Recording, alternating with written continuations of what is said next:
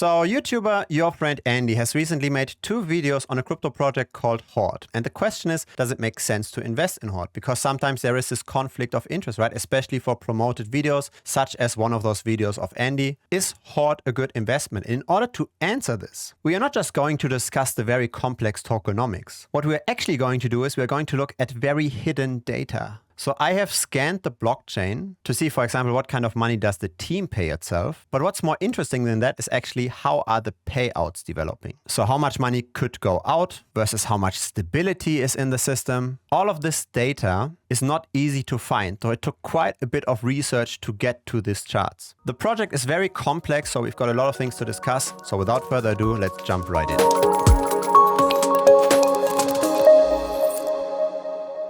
Hi. So what's the interesting thing around Horde? Why is Horde different to other node projects, to other passive income projects? The main unique selling point of Horde is a stable price. So look at this. This is coin market cap. This is the price of Horde in the last 30 plus days. And we can see it trades in a certain range. So initially between 100 and 105 roughly, now between $100 and $111. And that's very interesting, right? You've got passive income, but where you're not exposed to price risk. That's very different to, for example, strong block. So that's the main worry with strong block, right? You buy the node potentially for too high of a price and then the token declines in value, and in the end you might have paid more for your investment than what you get out of it. But that problem does not exist with Horde. The price is very well packed to a trading range via an algorithm. And so the white paper tries to explain this in a way. It tries to explain where the money is going. It is relatively complex, but let's first jump into this chart and let's then look at the mechanism to stabilize the price. So the way Horde works is you buy 10 Horde tokens, so roughly 1k US dollar worth of tokens, and then you buy something called a plot. So a plot is pretty much the same thing as a node for strong block. You buy that thing and every day you get 0.1 tokens as passive income.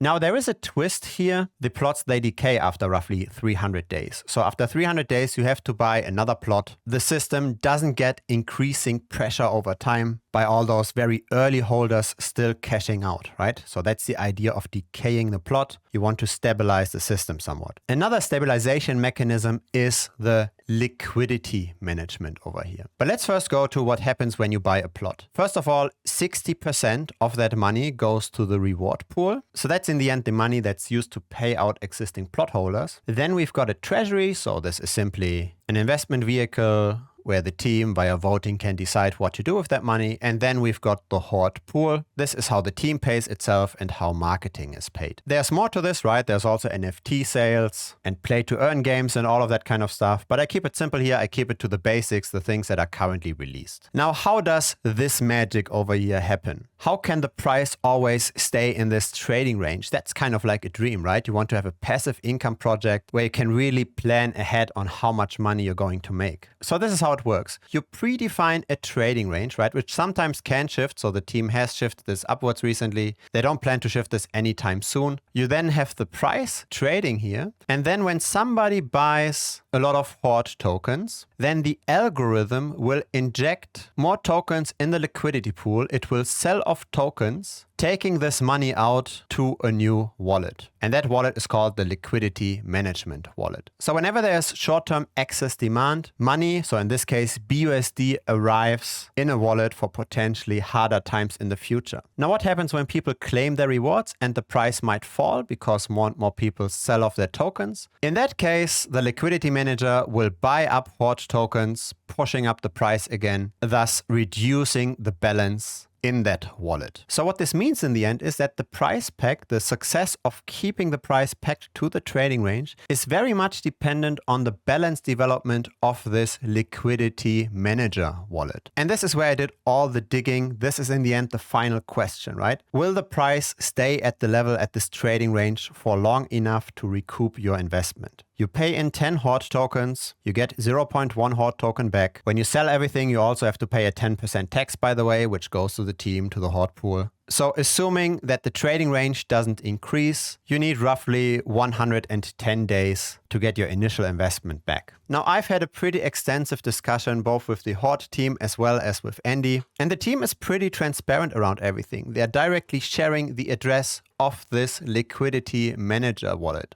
So when we dive deep into the blockchain and we try to find out how did the balance of that liquidity manager develop over time, the BUSD balance, this is what we are looking at. So this is state today, currently almost 1.3 million BUSD in here. This is the number of confirmed blocks. So we are now looking at roughly 35 days of existence of this project. And so we can see the balance was increasing for a while. Now it's going somewhat sideways with positive recent momentum. Now that balance has to be set in relation to something, right? Because there are these payouts. So people hold plots, they hold nodes, they do get the passive income. And those payouts, they are also increasing over time because more and more plots are generated. So far, no plot has yet decayed.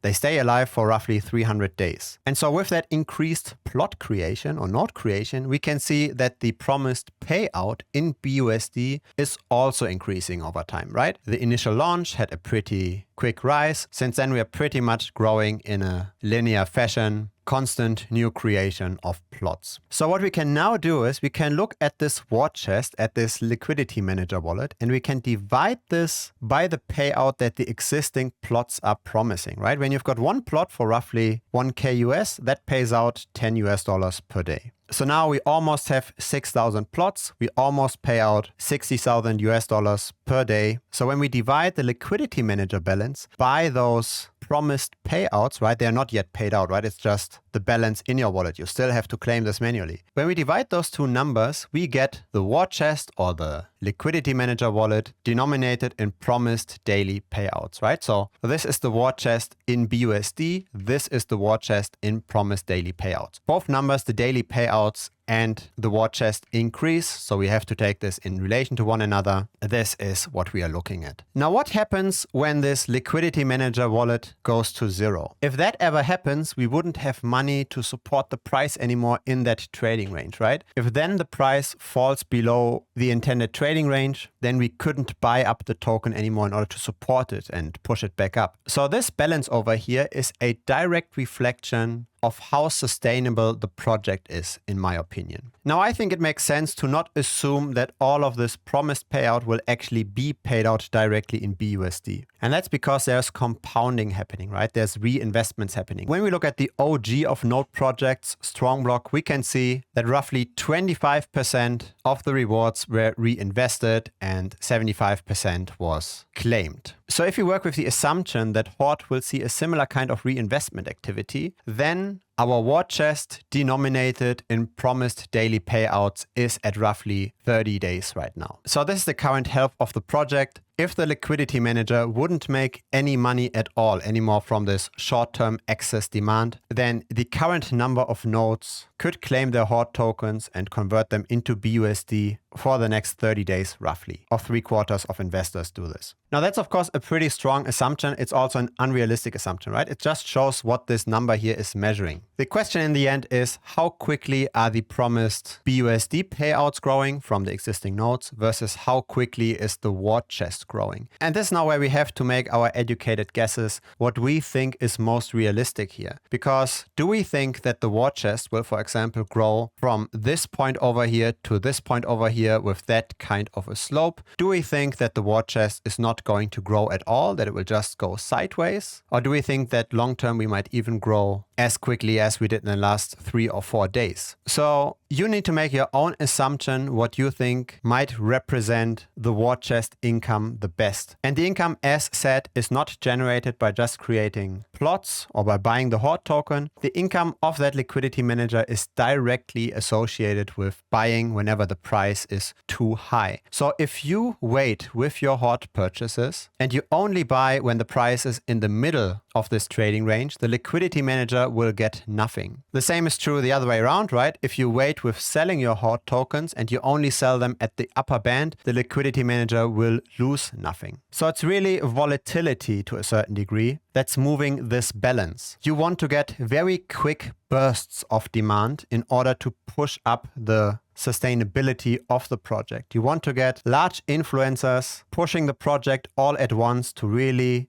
generate this curve of demand. You don't want to have a lot of small influencers that increase the price only a little bit and keep us in the trading range, offsetting what other people might be claiming right now. Now, there's a lot of things to discuss here, right? I'm only scratching the surface, but I do want to talk about the treasury and I do want to talk about the Horde pool and the sell tax. Now, on the transaction where you create this plot, the smart contract automatically sells off 2 Horde tokens and puts 200 BUSD roughly into the treasury. The same goes for the Horde pool. So 400 of $1,000 roughly directly get converted into BUSD. So your action of creating a plot directly pushes down the price because the Horde token is sold off within the liquidity pool. Now let's start off with the treasury pool. So feel free to check these addresses over here. They're also shared in the Discord channel of the Horde project. So these are no secrets. Looking at the treasury, we currently see a balance of 600K roughly. So this balance fills up each time when a node is created, right? We look at the transaction hash. We can see the node creation puts money into the treasury and into the Horde pool, meaning that treasury builds up in the same pattern as we see node creation. We always have to work with the worst case, right? We always have to work with the case, what happens actually when this mechanism here doesn't generate enough money to pay out existing plot holders. So I've asked the team directly in the chat, if the worst case was to happen, would you take the treasury? Would you take that money to continue stabilizing the price? And the answer I got was yes, they would be willing to do this. They obviously do not expect this to happen, simply because it looks like the war chest is somewhat stable right now. But in the eventuality that it was to happen, then they would take that money as well, helping the project for long-term sustainability. So we've got the treasury pool, there are votes in how to deploy that money. What might be more interesting though is the Horde pool, or the pool that directly benefits the Horde team and the influencers that promote Horde. The balance of that wallet is currently at 117K. So to me, it looks like so far, roughly $500,000 US went to the team or to influencers to various operational expenses, because what we can see from the white paper is that the same amount of money goes both into the treasury and the Horde pool, and the Horde pool has roughly $500,000 less than the treasury. And so the team profits from that plot creation, right? The $200 with each creation. They also profit from the sell tax. So when we look at the transaction history of the Horde pool, we can see these creations over here, right? These are all plot creations. We can also see slight balance increases. These are tax revenues, right? So looking at the transaction details over here, we see somebody sold the Horde tokens for BUSD. $80 went to the seller, $8.8 went to the Horde pool. And so I don't really feel bad about this. I think it's okay since this is public data, right? We should be as transparent as possible. That's the whole ethos of crypto. I think it's okay to share what I think the team is paying itself. These are outflows. I'm not sure if each of those outflows is a single team member, what this exactly relates to. Feel free to check this out yourself, right? It's all public information. This is as far as I want to dig within this video. If these kind of payments are justified or not is obviously up to your decision, right? In the end, the team is very open about this. When you put money in, 20% goes directly to them. And then when you sell, another 10% goes directly to them. So 30% roughly of the money in the system goes to the team and to marketing expenses. And of course, 20% of the money goes into the treasury. If this will benefit the holders of Horde directly is not yet certain, right? Maybe that money will simply be used for the next project. Maybe it will be used for something else. That's very hard to say, right? We've seen something similar in those Ohm forks, right? Olympus DAO. We had all this treasury. We don't really know what happens with that money. With Time Wonderland, the treasury seems to have just disappeared.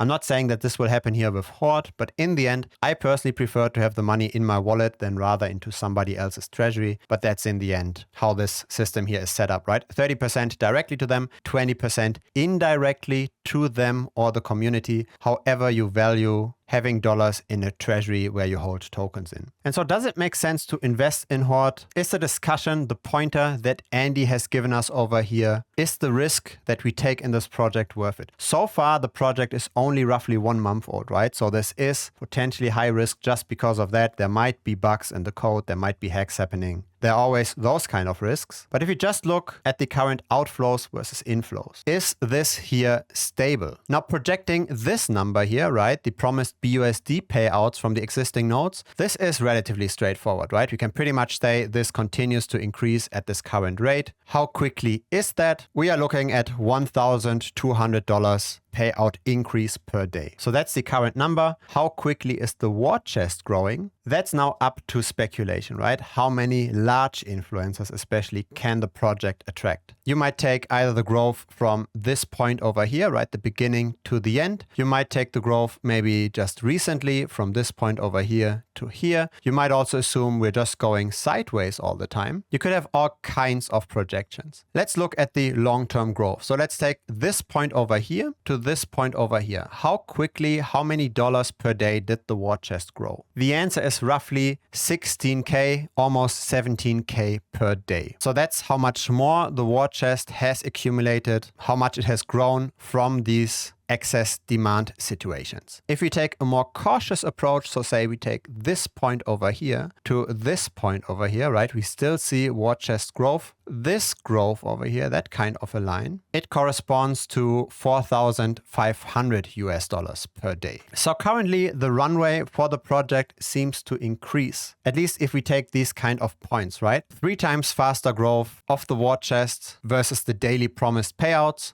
So measured in dollars, the war chest is likely to increase. Measured in days, though, it might just stay flat or decline as it has in the past. So I think the team should look at this metric very closely. How many tokens are generated by the plot holders and how much sell pressure comes from that? How many BUSDs could potentially exit the liquidity pool based on that? And how many BUSDs do we have in the liquidity manager to fight such a potential sell-off? Really, the dollar amount of the war chest doesn't matter. It's the number of days that we could survive if we don't make any money from this balancing mechanism. And so with all of that data, you can probably make a more informed decision if it makes sense to invest in Horde now. I will not make that decision for you. The reason why I did so much research on the project is because we've seen that Andy is pretty heavily invested in the project. And what I'm always interested in is what are the market movers doing? They move the prices. When we know this early, we can potentially profit from this. And that's exactly what we analyze at the premium membership of Bitcoin Strategy. So we track various influencers. We knew, for example, that Jesse Eckel was selling Titano before he released the video. We also see all of this commitment to the Horde project by Andy. If you're interested to find out what influencers do before they publish it, then feel free to join the premium membership. The information here is not illegal, right? It's not insider information. All of this information is on the blockchain. We are just searching for it. So this is one strategy how we can get a market edge. You can decide to either sign up monthly, or if you want to get 2 months for free, you can also sign up for the entire year. Now, if you're new to this channel, don't forget to subscribe because I do publish videos regularly. And a like on this video would be appreciated as well. It will help the channel grow and hopefully bring more objectivity into crypto. You might also consider joining our public Telegram group. That's completely free. Simply search for Bitcoin Strategy channel within the Telegram app. Now, if you haven't yet watched the video on Titano or on Sphere, then you definitely have to check out this over here. A lot of interesting data, a lot of interesting insights around tokenomics. So don't miss one of those videos. See you over there, and thanks for watching this one. Bye bye.